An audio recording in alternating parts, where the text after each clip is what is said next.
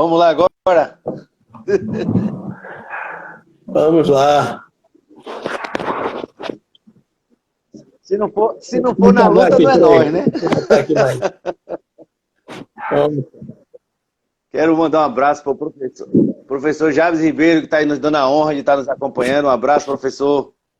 Semana que vem a gente vai bater esse papo também, viu? Grande mestre. Hoje a gente está batendo papo com Rodrigo Cardoso, o fera aí das lutas. Gerson, volta aí, vamos lá. Eu conversei então, tanto, Rodrigo, não sei o que você ouviu. Eu vi, cara, que você terminou de falar que passou a bola para mim. Quando eu falei então, alguma coisa. Não preciso repetir, então. Podemos seguir. Não, podemos, sim, podemos. Agora eu queria, assim, como eu falei, você é uma referência de lutas, muita gente já te conhece há muito tempo. Eu queria saber o seguinte, para mim também a Marlúcia Paixão foi uma companheira muito importante na minha história, porque também, quase por causa dela, quase eu me filiava ao PB, também por causa do meu pai, meu pai era do Partidão, né? Então tinha tudo a ver. E aí ficou aquela disputa boa entre ela e o professor Ednei para ver quem era que me ganhava. E Ednei venceu a batalha, né? E aí foi porque ele foi meu professor na quinta série, já viu, né? Influenciou diretamente. Mas enfim, o que tocou a você, para você ainda jovem, percebendo o seu entorno, também é uma questão que muitos jovens ficam nessa indecisão, né? Entre seguir as lutas ou seguir as suas vidas particulares. E não procurar só a sua vida pessoal, mas também buscar as melhores condições para a sociedade, para o coletivo. Sempre tem algo que marca, né? É isso, eu acho assim que faz parte, né, do próprio amadurecimento, né? De quanto mais a gente vai estudando, né, as questões da sociedade, eu acho que é natural do amadurecimento, enquanto pessoa, o jovem mesmo, enquanto começa a ter contato com as lutas. Eu mesmo fui nas lutas estudantis, né? As lutas pelas questões vinculadas à universidade. Não foi na escola. Com certeza. Na questão a partir da educação. Porque eu digo, e por que eu estou perguntando? Porque eu te perguntei isso, quero até saudar a Sayonara, um abraço, o casal abençoado Machado, Sayonara e Paulo Machado, só gente boa. Henrique, a galera um abraço aí, pessoal.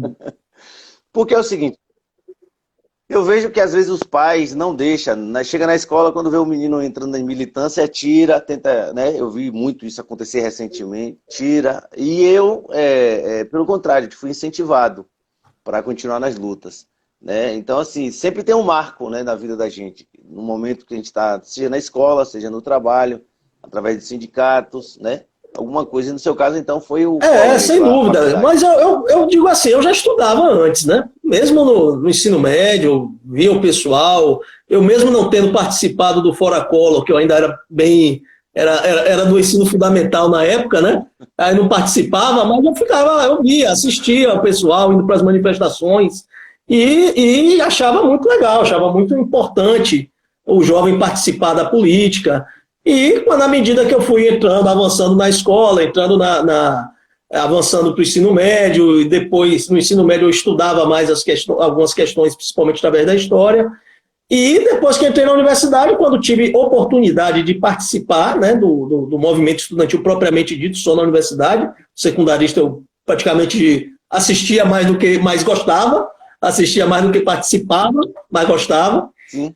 Acho que isso assim ajudou muito. E eu acho também, concordo com você, infelizmente a nossa sociedade tem uma característica de fomentar muito o individualismo, né? De cada um cuide de sua vida, cada um faça o seu trabalho, cada um faça o seu estudo, faça a sua carreira, e fomenta-se muito o individualismo e dá-se pouco espaço, pouco valor às lutas coletivas. E eu não tenho dúvida que as lutas coletivas é que são o caminho, né, para a gente construir uma sociedade melhor, para construir uma sociedade mais justa. Inclusive nas nossas próprias cidades, né? Precisam ser cidades mais justas, cidades mais humanas, cidades que olhem mais para o seu cidadão, né? Cada pessoa que mora nela, que nela habita, com um olhar mais humano, não como um espaço apenas de disputa pelo mercado, um espaço de disputa pelas riquezas que são produzidas nela, certo? Então é mais ou menos por aí. Maravilha. Eu, na época do Fora Collor, vou até contar uma coisa engraçada, o prefeito da época era Antônio Olímpio, aqui em Ilhéus, né? E aí o deputado, na época, o deputado Jabes Ribeiro, se ele ainda estiver aí, mandar um abraço para ele, ele ajudou toda a militância da juventude a organizar o Fora Collor. Ele foi um dos patronos daquele movimento. Eu era muito adolescente, muito pré-adolescente, estava no Diocesano, era o colégio que o professor Manuel Renato era o timoneiro, né? E aí ele explicando pra gente, falando pra gente, dando aula sobre a cidadania, é importante participar, mas sem baderna, tentando... Ó, o professor tá ligado aí, tá na área aí. Ele era um dos timoneiros do processo, na época deputado. E aí, mas só que o professor Manuel Renato, sempre tradicional, na visão mais ligada ao carlismo, né, aquela coisa mais fechada, não queria que a gente participasse desse processo de luta, né, de rua, preocupado com aquele problema. E a gente muito jovem, eu na 4ª série, rapaz, a gente estava ansioso para saber o que estava acontecendo. Eu não ia não, eu só assistia e gostava de ver. Não, eu particularmente não sabia nem o que estava acontecendo, literalmente, assim, sabia entre aspas, né? Aí, inclusive, veio aqui, na época, o presidente da Uni, era Lindenberg Farias. E ele veio aqui, ele deu uma palestra para a galera, e eu ficava vendo a galera falar, outro seu contemporâneo também, seu companheiro, era Guilherme, que era um dos líderes do movimento da época, do Guilherme, era Vila Nova, Val Negão do Vilela, tinha Eduardo Mocegão, e mais um outro que eu não lembro. Só fera, assim, tudo tinha, Senildo, tinha uma galera. Exatamente. E aí eles organizaram um movimento de rua, rapaz, na época eu não entendia bolufas nenhuma no que estava acontecendo. E foi um marco na minha vida, porque quando eu cheguei em casa eu tomei uma surra da... Porque minha professora, uma das minhas professoras, viu lá, entre aspas, na bagunça e contou para minha avó. Minha avó, daquela mulher rigorosa, que está fazendo mesmo. Isso me ajudou a tentar entender e compreender, mesmo muito jovem, 12 anos, muito jovem, não sabia direito o que estava acontecendo, mas foi muito importante na minha formação inicial para compreender a importância de luta, apesar de vir de uma família hiper tradicional, conservadora nos costumes, em vários, né? Então foi muito importante para a minha vida, assim, ouvindo o Lindenberg, jovem mais dinâmico, a fala dele muito contundente, o próprio professor Guilherme também muito jovem e naquela dinâmica, então foi muito importante. E assim, quando eu vejo a sua fala na preocupação do todo, eu sempre gosto de explorar pessoas como você para conscientizar outros jovens também, para também fazer parte do processo. Então, o que você diz hoje para esse jovem que está na dúvida entre seguir sua vidinha interessante na particularidade ou aquela luta pelo todo da sociedade? O que você deixa uma mensagem? Antes da gente entrar no tema, eu diria, Jefferson, que essas tendências que quando a gente era mais jovem já existiam, acabaram se aprofundando, né, do individualismo. Esse instrumento mesmo, o smartphone, né, que para a gente também utiliza de forma bastante positiva, por outro lado, também acaba incentivando muitas pessoas a se fecharem em pequenos mundos, às vezes em pequenos grupos, em pequenas bolhas, né, de opinião, que acaba dificultando, né, também que a pessoa se sinta à vontade para a participação no mundo físico, digamos assim. Às vezes participa muito nas redes, mas participa pouco no mundo físico. Não consegue fazer essa migração, né, de um para outro, nem a migração, né, manter paralelo, né, paralelamente, né, as duas atuações, porque é justamente isso, o mundo cada vez mais vem buscando, né? Eu não sei se você assistiu o documentário O Dilema das Redes, é que ele demonstra, né, como as redes sociais vão tentando colocar para a pessoa ficar cada vez mais tempo, né, nas suas redes sociais, e às vezes não vê o que está acontecendo ao lado, às vezes não vê o que está acontecendo na sua escola, na sua rua, no seu bairro, fica muito vinculado às redes sociais. Por outro lado, essas redes também podem ser instrumentos, né, de denúncias das coisas que estão acontecendo na sua rua, no seu bairro. Então, eu acho que é importante, né, o jovem, né, que tem essa oportunidade de ter uma ação ativa, digamos assim, né, aqui no nosso momento, não tenho dúvida o quanto é gratificante a gente ter a consciência de que lutou por coisas que ajudaram a melhorar a nossa realidade. Seja para melhorar a situação da nossa rua, seja para melhorar a situação da nossa escola, seja para melhorar uma situação geral. Eu me considero um dos participantes das lutas que ajudou a construir uma política de educação mais democrática no Brasil, uma reserva de vagas para a escola pública. A nossa UESC foi uma das primeiras que teve, no momento que a gente participava dessa luta, né? A isenção de taxa para estudante de escola pública, quando tinha vestibular ainda, antes até de ter o Enem. Quando teve o Enem, já estava mais ou menos consolidada a situação de que estudantes de escola pública teriam um percentual de isenções. Então, são coisas que a gente sabe que ajudaram a muitas pessoas a estar tendo mais oportunidades na vida, a estar participando de um processo de avanço, né, de qualificação, de crescimento, inclusive pessoal, através da educação, graças à luta de muitos, de milhares, de milhões como nós, né, que ajudaram a fazer essas lutas, que fizeram de uma universidade que sempre foi muito elitizada passar a ser um pouco mais democrática, apesar de ainda ser elitizada também, mas muito mais democrática do que era há 20 anos atrás, quando eu entrei lá. Então, acho que é muito gratificante a gente saber que, através das lutas coletivas, a gente consegue alterar mesmo a realidade, seja a realidade do nosso pequeno espaço, do nosso microcosmo, seja também a realidade da cidade ou do país também. E é isso, é um momento difícil que a gente vive para tal, mas precisa ser valorizado esse papel da luta coletiva. Maravilha. Eu quero saudar a galera que está entrando aqui, Claudinha, Anderson, Itamara, Anne, também Roseli. Excelente documentário, o professor já viu o realmente, às vezes, Jefferson, recomendo, é angustiante você perceber aquilo ali. Mas vamos seguindo. Tem uns 2 documentários nessa linha aí também, muito interessante. Um é de um eu acho que é norueguês, chamado Rede, muito bom também. Tá no Net. Vamos lá. Rodrigo, eu tenho uma angústia quando eu penso sobre o que a gente está vivendo hoje, quando eu lembro toda a minha formação, tanto a formação de escola, acadêmica e social, e às vezes eu fico pensando, será se alguém errou nesse processo? Será se a nossa formação, enquanto sociedade, teve um fio aí que se encapou?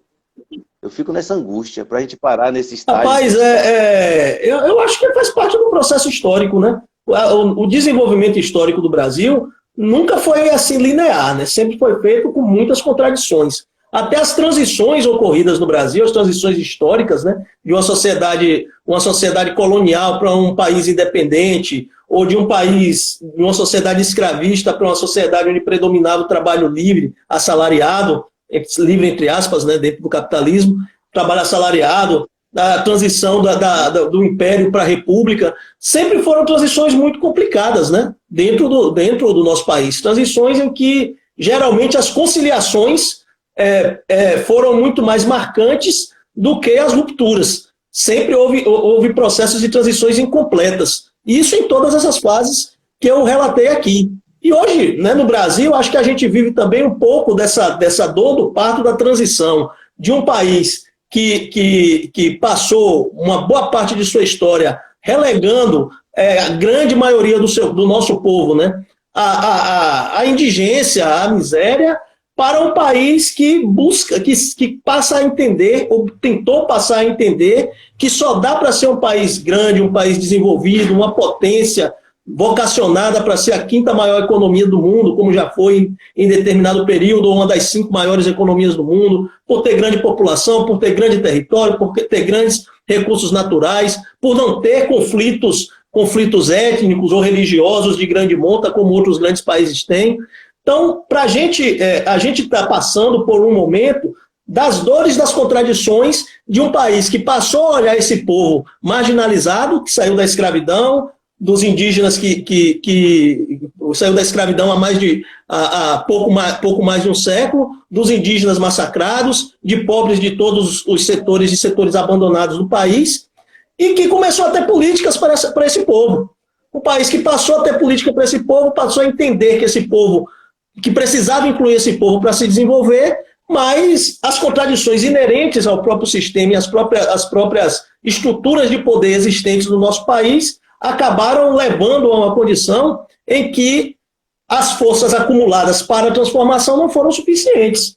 Os erros ocorreram das forças também preocupadas com a transformação, talvez muita ilusão no sentido de achar que esse tipo de transição seria sem traumas, né? Talvez isso tenha sido um pouco de ilusão de classe mesmo, né?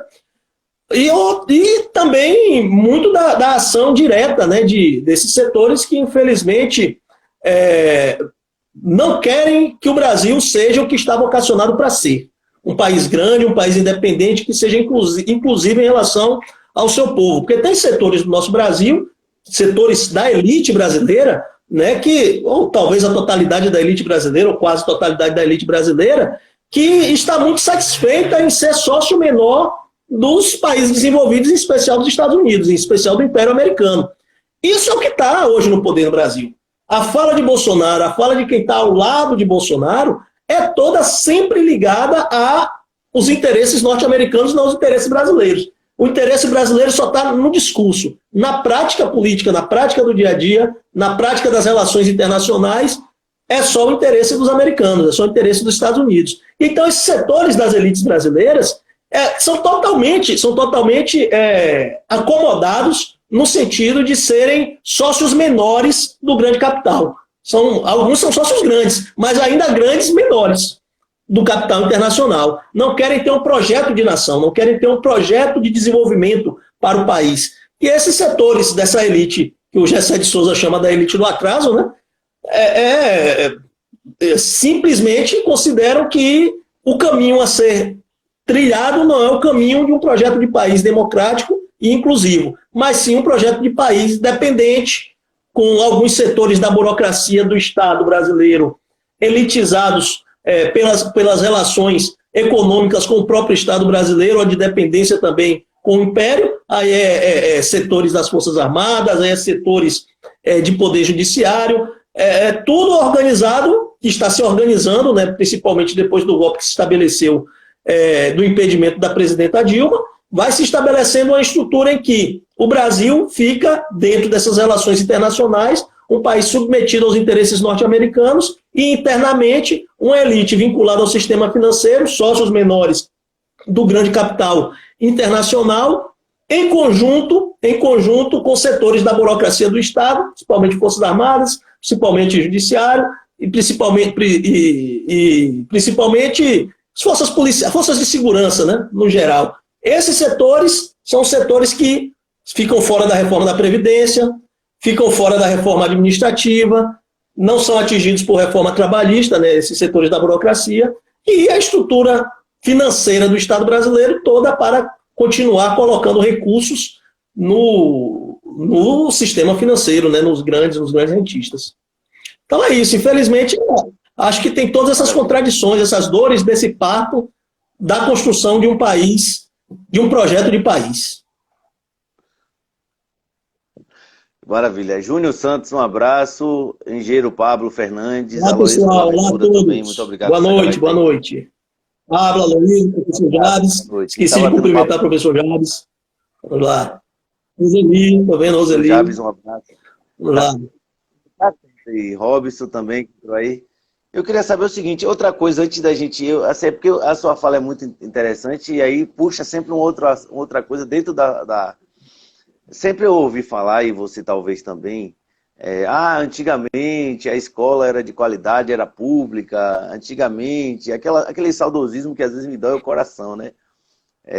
Antigamente era o professor, e esse discurso antigamente.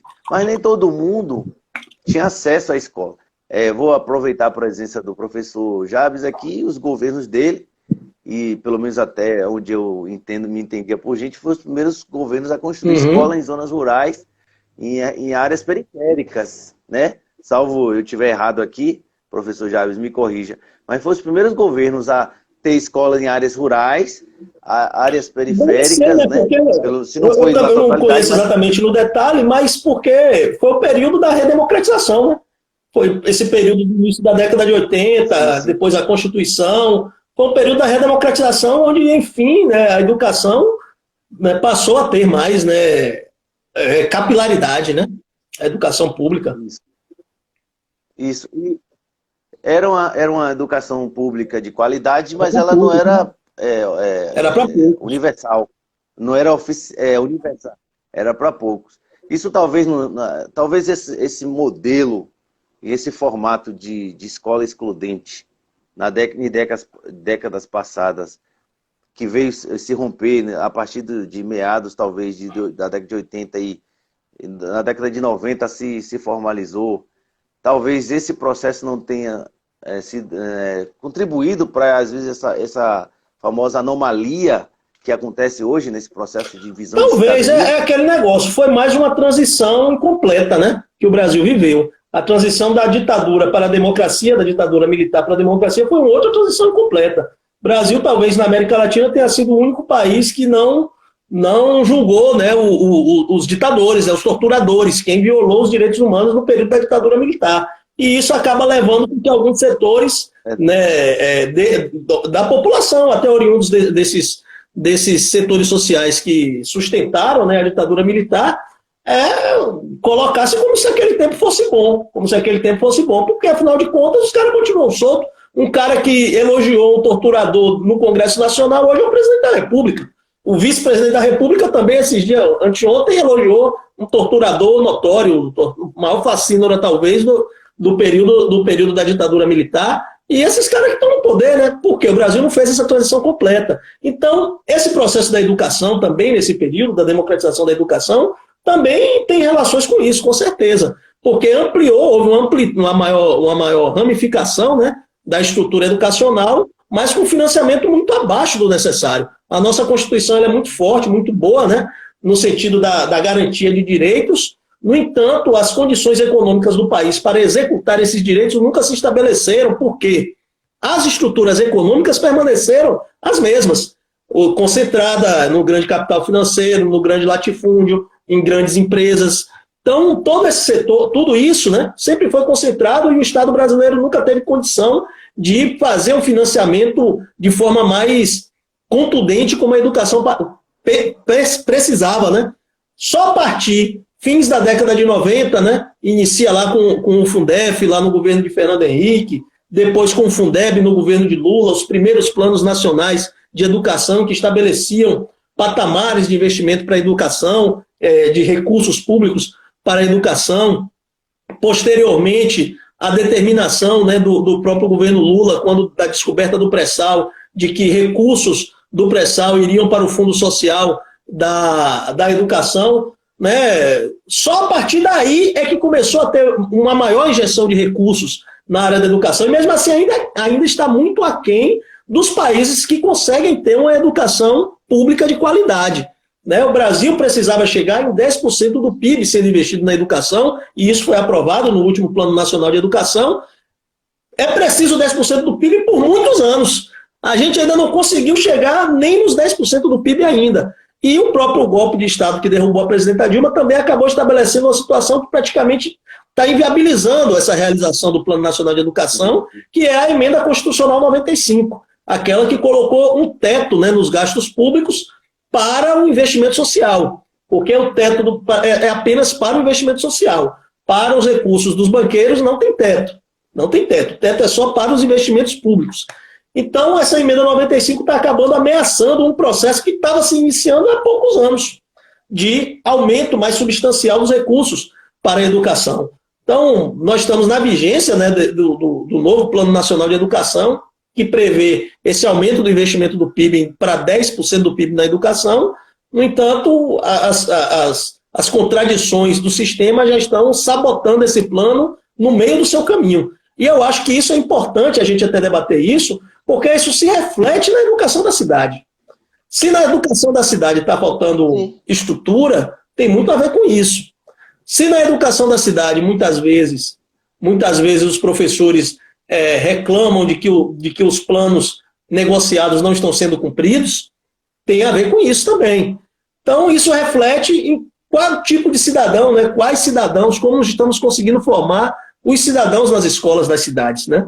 Como as crianças, em especial as crianças mais pobres, estão tendo acesso à educação. Estão chegando na escola no tempo certo, está tendo educação infantil, está tendo condição de creche para as mães trabalhadoras, mães e pais trabalhadores que precisem ter os seus filhos sendo educados desde muito pequenos. Está tendo essa condição, as estruturas das escolas estão boas, a educação que está sendo passada na escola está sendo formadora de cidadãos críticos, né? Como é que está sendo isso? Então, tudo isso acaba tendo relações com uma dinâmica nacional na qual a educação nunca foi prioridade, quando passou a ter um patamar, né, de maior importância do ponto de vista, porque a prioridade a gente sabe de acordo com o orçamento. É prioridade se tem dinheiro. Se não tem dinheiro, não é prioridade. Então é isso. Engraçado que o que você está dizendo aí, só não cortando você, mas eu lembrei agora de uma fala de alguém que disse que daí que começou o problema para os governos de esquerda, quando ousou querer botar no orçamento 10% do PIB. Aí pode estar errado ou não, mas a fala dizia que a confusão começou aí.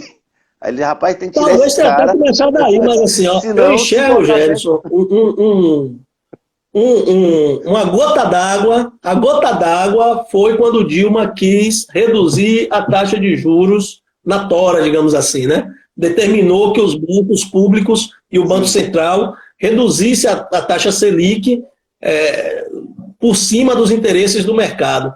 Foi incrível isso, que em 2013, né, em março de 2013, a Dilma tinha mais de 70% de popularidade. Hoje o pessoal alguns estão aí chiando que Bolsonaro está com 50%. Pô, a Dilma estava com 70%, mais de 70% a essa altura do campeonato, do mandato dela, né? Do primeiro mandato dela. Então, então nesse período, né, Dilma estava bombando. Quando chegou em março de 2013, ela foi e determinou a redução da taxa de juros, inclusive teve que levar uma alteração nas regras da poupança, porque a taxa Selic estava baixando tanto que estava mais vantajoso você deixar o recurso, o dinheiro na poupança, do que aplicar no mercado financeiro, né, na bolsa, nos fundos de investimento. Então teve que mudar a regra da poupança, porque os banqueiros chegaram a estilar com essa situação, né? Então, o fato é que 3 meses depois vem aquelas mobilizações, né, que tinha de 2013, que tinha todo um sentimento, né, das pessoas de que era possível, né, de que era necessário ter mais coisas. Muita gente entrou de boa fé, né, nesse processo, mas também a gente sabe o quanto as pessoas que foram para as ruas foram manipuladas, né? E isso já tem vários estudos sobre isso, né? A guerra híbrida, né? Que é a nova forma de dominação. Não tem mais intervenção, as intervenções militares são exceções para se manter o domínio, né, dos poderosos sobre os países em desenvolvimento. A intervenção militar é uma exceção. Agora é através da guerra híbrida. Utiliza-se as redes sociais, utiliza-se as estruturas burocráticas do Estado, utiliza-se a compra de lideranças políticas e militares para ir entrando, né, e fundando, né, sabotando, né, as condições do país ter um desenvolvimento soberano. Você está antenado, viu? Parabéns, viu, rapaz.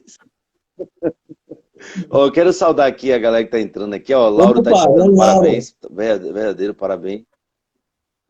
Fábio Nascimento, Coronel Fábio, Marcelo Bacelar, um abraço. Engenheiro George, também um abraço.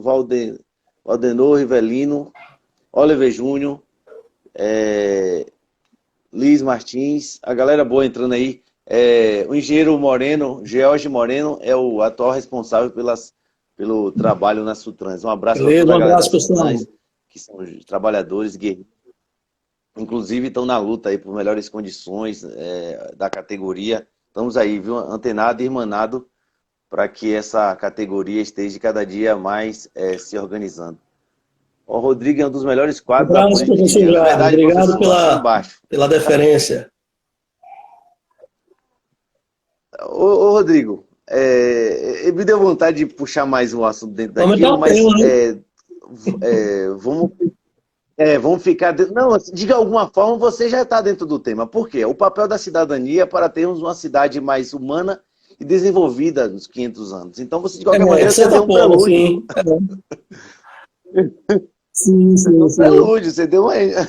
E aí? Rapaz, principalmente, na minha opinião, é participar.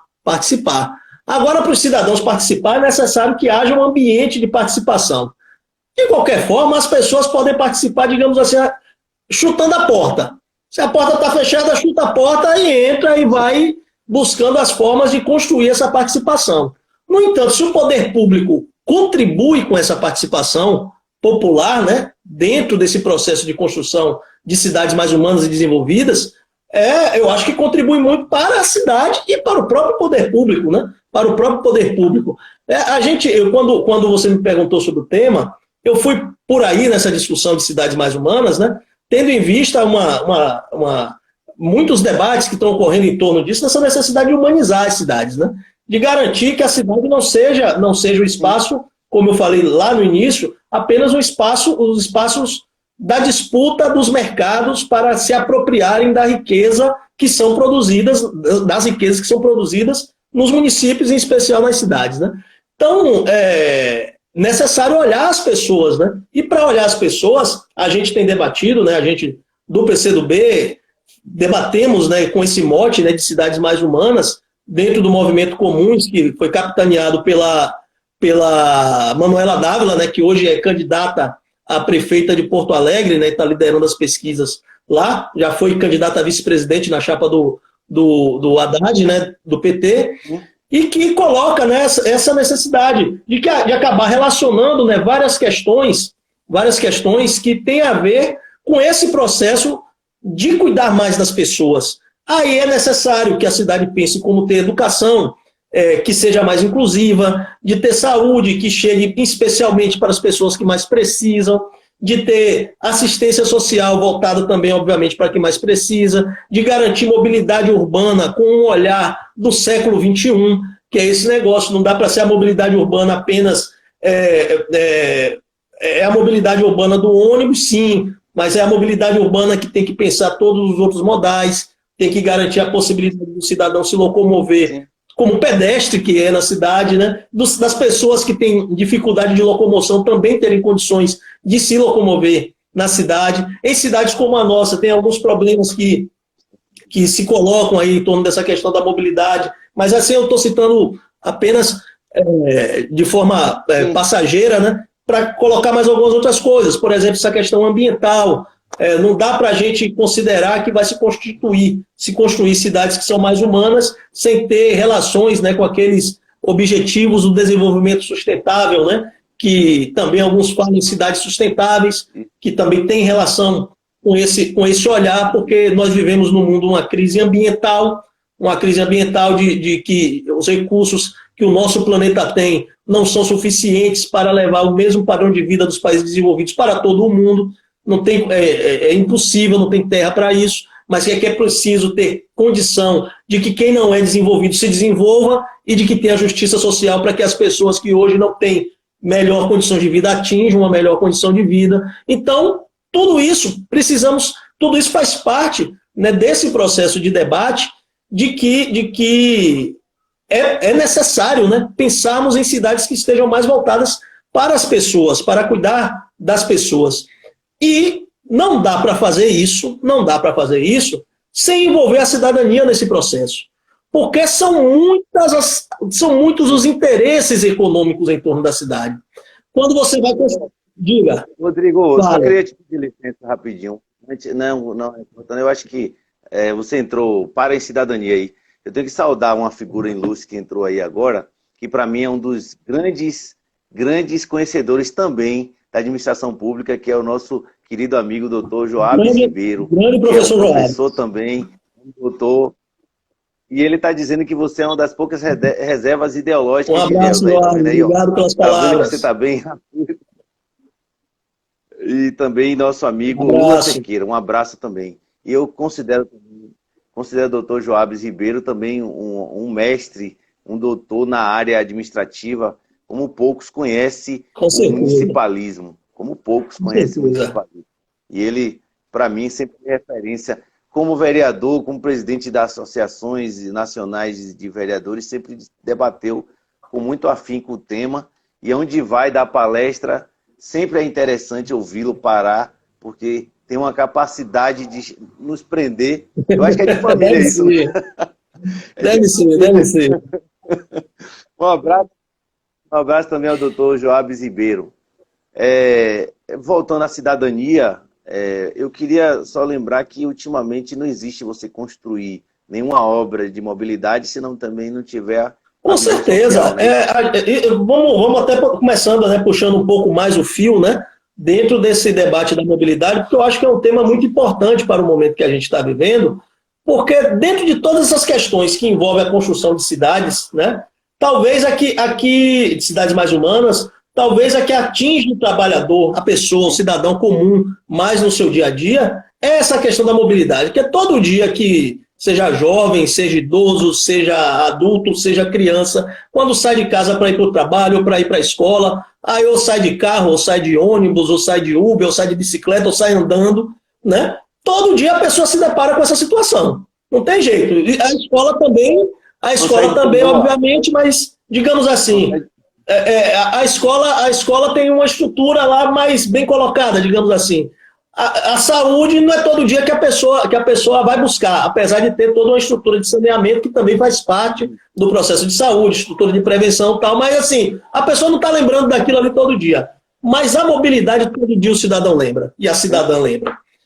Porque aí a calçada em dificuldade para quem tem dificuldade de mobilidade, é o ônibus superlotado, né, a lata velha caindo aos pedaços, né, para quem vai pegar o ônibus, muitas vezes o trânsito engarrafado, né, para quem utiliza o seu próprio veículo, apesar de que aqui em Ilhéus, graças ao investimento do governador Rui Costa, né, mais da nossa nova ponte, deu uma melhorada considerável no trânsito da cidade. É uma situação que a gente tem aqui, que dentro da dificuldade colocada pelo transporte coletivo se gera, né, a questão das lotações, né? Todo esse processo, né, hoje na era dos aplicativos, né, Uber 99, mototáxi que tem na cidade, a falta de ciclovias e ciclofaixas. Então são várias questões em torno, né, do problema da mobilidade urbana que afetam o cidadão todo dia. E nesse período da pandemia isso foi muito agravado. Isso foi uma situação que se agravou demais. Mas também pode ser uma oportunidade que a nossa população pode ter para repensar como deve ser esse transporte coletivo na cidade. Olhar para outras experiências, olhar para locais que estão buscando integrar, né, todos os modais de transporte, né, seja o transporte coletivo, cidades que estão criando aplicativos próprios, ao invés do cidadão ficar lá escravizado pelo Uber, levando uma taxa gigantesca, né, por cada viagem que faz, a cidade tem um aplicativo próprio para fazer essa intermediação entre quem fornece o serviço e quem acessa o serviço, né, de forma a também garantir uma constituição de um fundo, né, de um fundo público, né, que para fazer o fundo público, né, vamos lá, tem que fazer a constituição de um fundo público que utilize recursos, né, de todas as fontes possíveis vinculadas ao transporte, como os recursos que vêm relativos ao IPVA, por exemplo, recursos de multas, recursos quem sabe até de uma zona azul de estacionamento, né, porque precisa ser regulado também o estacionamento da cidade, de que todos esses recursos vão formando um fundo que também valorize, ajude a melhorar a condição tarifária para o transporte coletivo, o transporte de ônibus, né, que é o mais, digamos assim, recomendado, né, pelos especialistas, né, de mobilidade, né, o transporte motorizado, né, mais recomendado, que é o ônibus, mas as pessoas só vão pegar ônibus se tiver dinheiro para pagar a passagem, né, se tiver condição de pagar a passagem, ou quem tem a opção de utilizar um outro modo, e mesmo tendo dinheiro para pagar a passagem, não vai utilizar ônibus se o ônibus estiver caindo aos pedaços ou superlotado, ou não tem horário para chegar, ou esse tipo de coisa. Então é necessário ir construindo as condições para que o transporte, o ônibus, né, que é o principal modal de transporte recomendado, né, seja mais atrativo para as pessoas e acessível para as pessoas, mais atrativo e mais acessível. Então, acho que é muito debate que pode ser feito em torno dessa questão, que eu acho que é um momento importante para se debater. A gente viu recentemente, no ano passado, eu cheguei até a considerar que ia avançar, né, porque o governo do Estado, dentro daquele conjunto de ações em torno da construção da ponte, né, ajudou a financiar, salvo engano, foi com algumas organizações, um estudo, né, sobre essa questão da mobilidade, né, teve uma pesquisa bastante aprofundada, né, sobre essa questão dos usuários do transporte coletivo na cidade.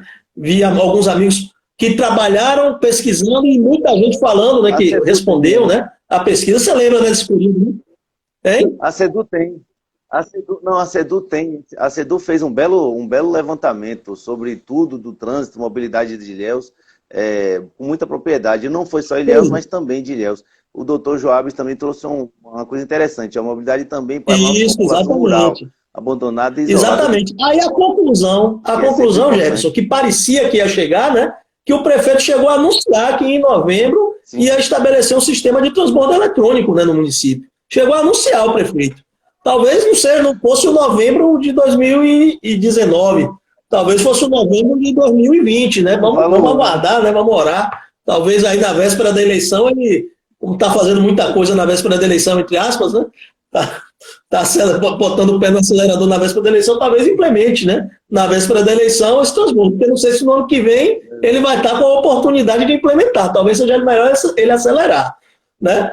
Mas o fato é que não tenho dúvida que avançaria, né, se estabelecesse uma situação de transbordo eletrônico. Afinal de contas, o próprio estudo levou a essa conclusão. Pelas características das linhas, né, que era necessário ter linhas mais curtas, né, que a linha mais longa geralmente tem mais atraso, né, tem mais chance de ter alguma coisa no meio do caminho, seja trânsito, seja qualquer coisa, para mais vezes, né? Tudo isso leva ao fato de que uma linha mais longa é menos eficiente do que uma linha mais curta, com a possibilidade de transbordo. Acho que seria muito positivo. O próprio estudo, né, que, segundo os relatos de quem participou e de quem fala sobre ele, e o próprio prefeito que chegou a anunciar, seria o mais recomendável, né? Aí por que não vai?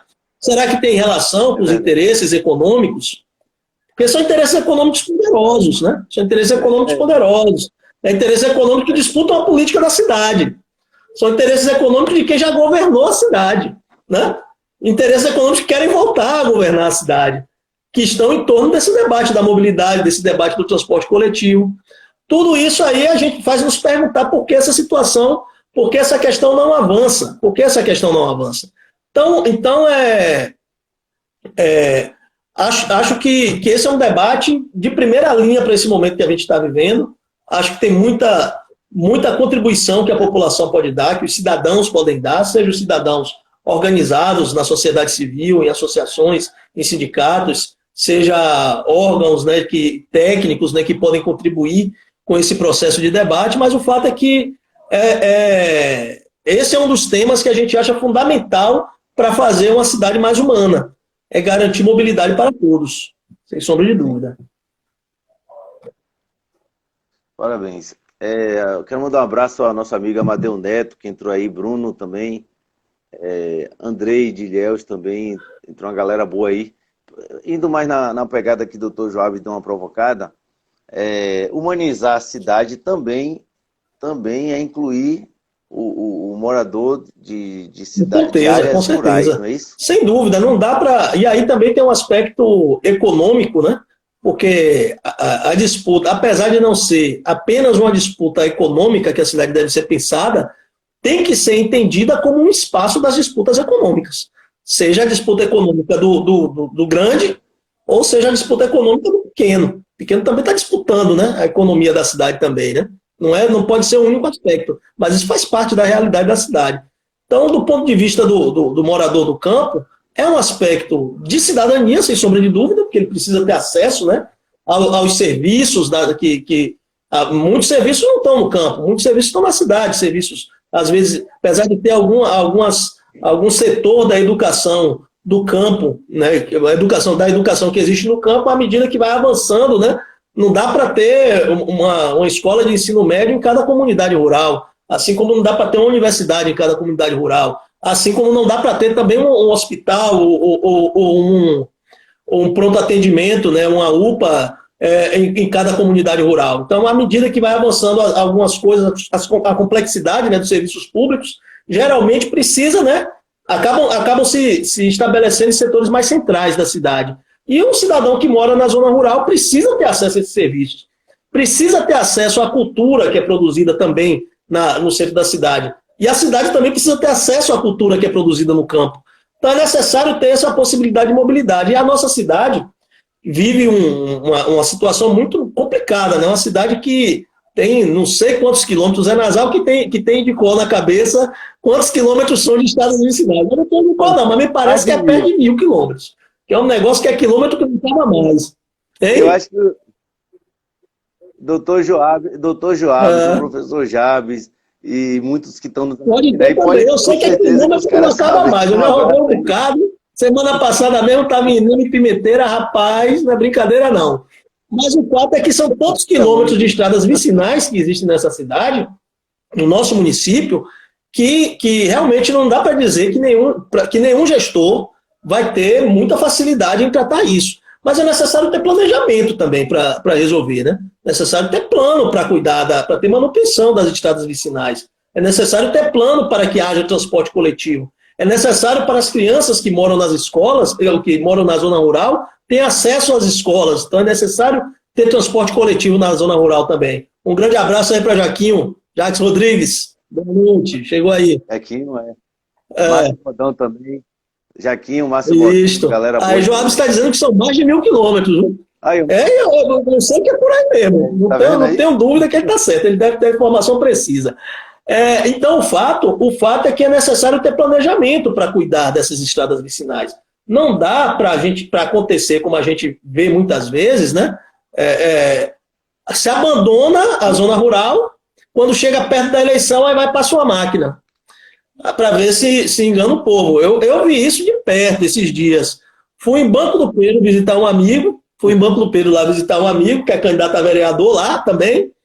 E quando chega, rapaz, a estrada, uma buraqueira para sair ali da pista, para chegar no Banco do Pedro, eu levei mais tempo do que da sede de Ilhéus até o entrocamento, né? Até o entrocamento de Banco do Pedro.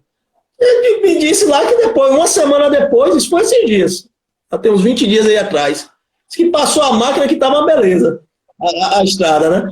Só que aí, antes disso, o cidadão já tinha quebrado o carro 2 vezes, já estava estressado com essa situação. O fato é que as pessoas têm muita dificuldade de ter acesso se não há um plano, né, de manutenção dessas estradas vicinais. E isso tem um papel, como eu falei, econômico também para a nossa cidade. Porque boa parte da produção agrícola que chega na nossa mesa vem da própria zona rural do município, né? Obviamente tem alguns alimentos que vêm de fora, mas muitos alimentos do dia a dia, muitas das frutas, muitos dos legumes, muitos dos vegetais, vem pela zona da zona rural, não à toa, da zona rural do nosso próprio município. Não à toa as centrais de abastecimento, tanto do Malhado quanto da UBS, a do Malhado muito maior, né? Mas a da UBS também, são bastante movimentadas, com a produção do pequeno produtor aqui da nossa cidade, em especial o pequeno produtor da nossa cidade, que tem muita dificuldade de ter essa mobilidade. Então, é uma via que atrapalha, né? De mão dupla, né? Que quando não está funcionando, atrapalha o cidadão que está morando no campo e atrapalha também quem está morando na cidade de ter acesso a essa produção, né? Ou que está lá, né? É verdade. O papo, quando é bom, passa rápido, né? Então, já tem 52 minutos a conversa nossa aqui. Mandar um abraço para Paulo Gunner, grande amigo, Newton Notícia. Um abraço, Newton. Paulo Gunner também é uma grande figura. Eu queria saber o seguinte, eu aproveitar esses 8 minutinhos que ainda sobrou para a gente aí, para você falar um pouquinho de uma coisa que eu acho muito importante. Iraildes, um abraço, viu? Muito obrigado aí para essa galera que está chegando aí. Falar um pouquinho dessa coisa da conectividade, né?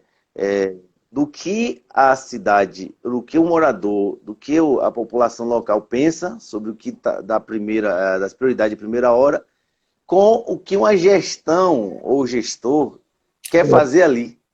Isso é necessário ter um com certeza. E eu acho que só existe poder público, só dá para existir poder público cumprindo sua função se houver essa interface. Claro que a gente vê na história que alguns regimes, alguns governos buscam, né, tentar se fazer de governos de iluminados, né? E isso, né, tem na experiência histórica, né? Tem na experiência histórica. No entanto, eu não tenho dúvida que não se faz a vontade do povo, e esse é o papel na democracia, né? O papel da democracia é fazer a vontade do povo, né? Não se faz a vontade do povo se você não abre os espaços públicos para o povo participar do processo decisório. Porque é a premissa básica da economia, né? Os recursos são escassos, né? Se não tivesse recursos escassos, nada era problema, nem para o público, nem para o privado, mas os recursos são escassos. E para ter ações, os recursos do Estado também são escassos. Os recursos do poder público, obviamente, também são. E para o que fazer, quem deve definir isso, sem sombra de dúvida, é a população. E aí precisa ter muita discussão. Não é perda de tempo. Não é perda de tempo o governante dizer que vai estabelecer, por exemplo, aqui em Ilhéus, um amplo debate com a população, com a sociedade civil organizada e com os cidadãos, com os institutos, com as instituições acadêmicas, técnicos, com tudo, fazer uma revisão do plano diretor da cidade. Nosso plano diretor da cidade, Ilhéus é uma cidade que tem uma história razoável, né, de planos diretores, né, desde início do século XX, já teve vários planos diretores, 4, se não me engano, vários planos diretores da nossa cidade, e o último plano diretor participativo, que foi no início do início do século, né, digamos assim, já está vencido, que tinha que ser revisado 10 anos depois. E já passou muito mais de 10 anos, se não me engano, ele foi de 2006 ou 2007.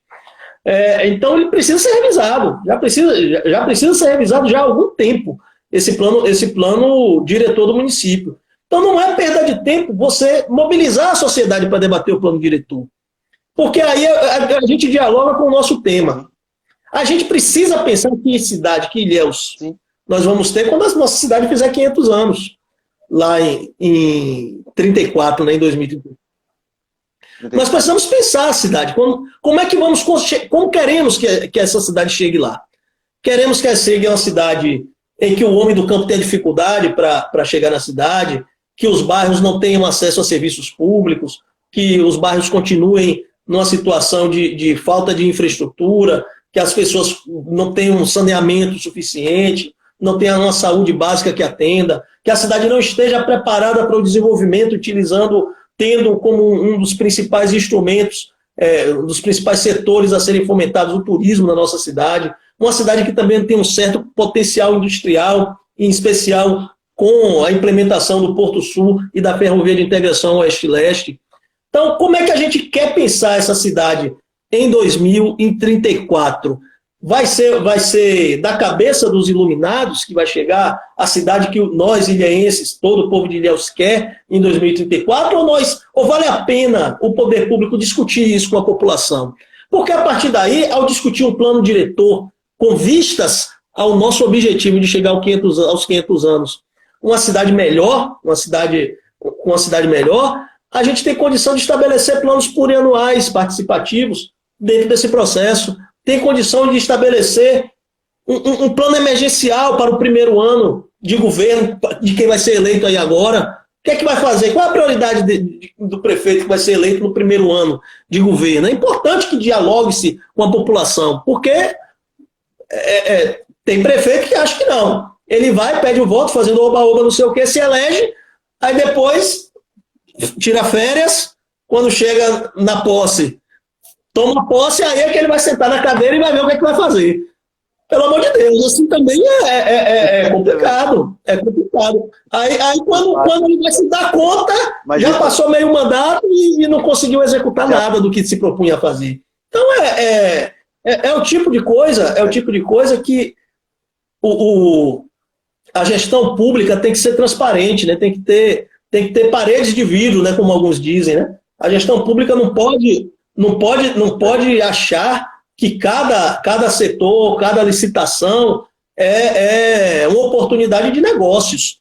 Tem que ser uma oportunidade uma oportunidade não, um ambiente para resolver uma necessidade do poder público.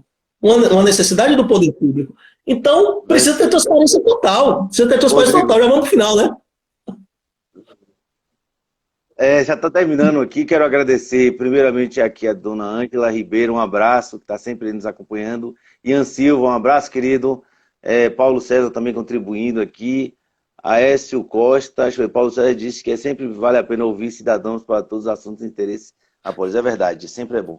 Então, Rodrigo, você tem 1 minuto e meio aí para fechar aí com chave de ouro e agradecendo a Pronto, 1 minuto e meio eu só vou falar o seguinte: espero que a gente consiga, nós cidadãos de Ilhéus, dentro desse processo que nós estamos vivendo hoje, sensibilizar, né, quem está dentro da luta do processo político, da disputa política, para se colocar com esse objetivo de chegar em 2034, quando nossa cidade fizer 500 anos, para termos uma Ilhéus mais humana e desenvolvida, voltada em especial para o nosso povo que mais precisa. Acho que isso é fundamental. Agradecer a presença de todos e agradecer o espaço, Gerson. Valeu. Eu que agradeço. A Afro Carvalho, Flávia Ribeiro também entrou aí. Muito obrigado a todos. A galera massa aí que nos acompanhou. E com a sua autorização, a gente vai gravar a live aí, faltando só 20 segundos, para botar no YouTube aí para a galera que perdeu. Tamo aí, não sabe o que perdeu. Valeu.